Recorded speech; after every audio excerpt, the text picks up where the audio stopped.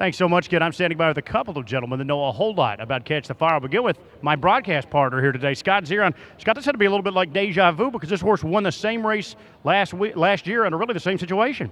I think Dexter just watched last year, saw what worked, and then just said, I'm just going to try to drive just like Scott Zeron. Yeah, well, he followed Nicholas Beach. He had a pocket trip and won really the same way. Yeah, except Dexter had to show off. He drew off. I only won by a little bit last year. Well, you only have to win by as many as you want. But this guy's been a pleasure to drive. I know anytime you've gotten to see him here on the East Coast. No, he's a phenomenal animal. Honestly, his greatest asset is really he doesn't get tired.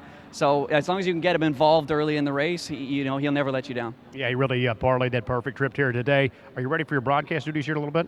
Yeah, it's not bad. Just like doing this, just for 2 hours. It's pretty easy. I have to say, if I can do it, you can. Scott, we'll let you get over and get set up on stage. Dave Little. We've got Joe Mclead here, the Sugar Valley Farms. It's a little bit of an odd situation for Catch the Fire because he's really a double duty. He does some serious double duty. Last year was his first year at the farm in 2020, and he bred 85. We limited him to that.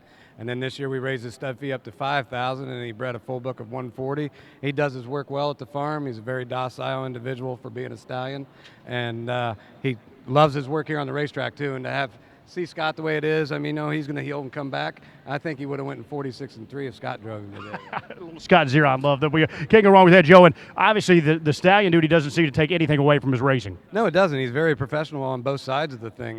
He comes to the farm. He trains at Delaware during breeding season, home to Little Brown Jug, and he trains there, and then he comes out for about a half an hour's worth of work at the farm, and then he goes back and does everything well. He turns out good. He takes care of himself, and he shows it out here too. He never does more than what he needs to, but he's starting to come around. It's going to be a fun summer for him. It's been 4 or 5 starts that were a little erratic, but when you come off a full breeding season and some light training, and then once you get into gear, I think he's there. He's in full gear now. We know that. I know it may be a little early, but double duty on the horizon possibly for next year as well?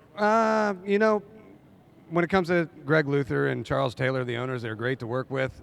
They make right decisions for their horse, and we'll discuss it later as time goes on. But when you have a horse like this that does his work and is professional in a breeding shed as well, if he's not injured or still on the right path, he's going to be fine. And he's just coming into shape right now. You think about it, he's only had 5 starts. And so he's coming into shape, and we got a big racing season ahead of us. Then he'll get a break and get to do things over again, and that decision will be made probably after the Breeders' Crown this year. All right, well, best of luck. Catch the Fire. He may be the busiest horse in harness racing.